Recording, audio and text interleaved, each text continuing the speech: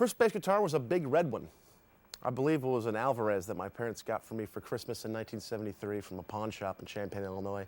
It was also the first Christmas present that I ever reached around in their closet and reached in the little cardboard box it has and felt the strings, and I knew that it was a bass in there. And I put Spider-Man and Silver Surfer stickers all over it.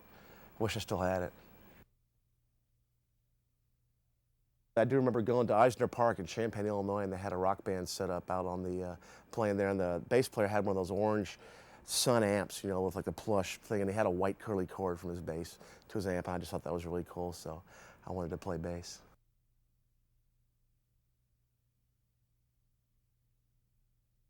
The bass guitar is, you know, is the most wonderful instrument. I mean, the function of the bass, what attracted it to me, is it unifies the rhythm and the melody and the chords, the harmonic content and the rhythmic content. So while you're keeping the pulse, you know, generally doubling what the kick drum's doing, or in a funk aspect, doubling what the kick and snare are doing, boom, ba-da, boom, boom, da.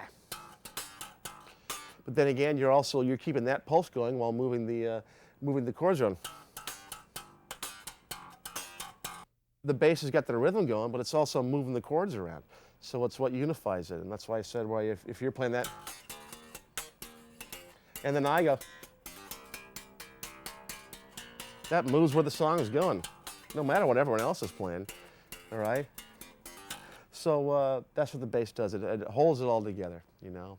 The unifying force, the bottom end. It's just the most fun if you can just lay down a stinky, simple groove. And I think that's also a thing you learn as you get older, is just, you know, to play with the space and where to put it.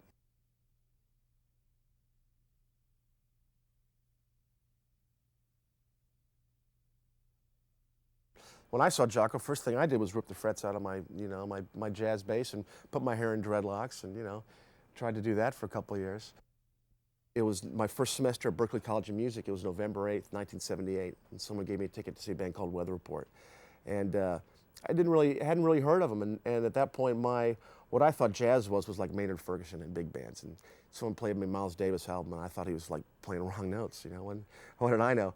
So I went and saw this band, Weather Report, and it was on the 830, the year they did the 830 album. And, you know, I saw Jocko a number of times during his lifetime in various states of his life, and I've met his family, and you know, but that first night when I saw him, I just literally can just get goosebumps thinking about it, just what he did to the bass and did to me, just seeing him destroy the boundaries and be such an amazing musician. And first guy, obviously, I saw really play fretless to that degree and use harmonics, and just seemed to me like just total communication with what he was doing. And it was just, you know, for me, he was just the greatest that ever was and ever will be.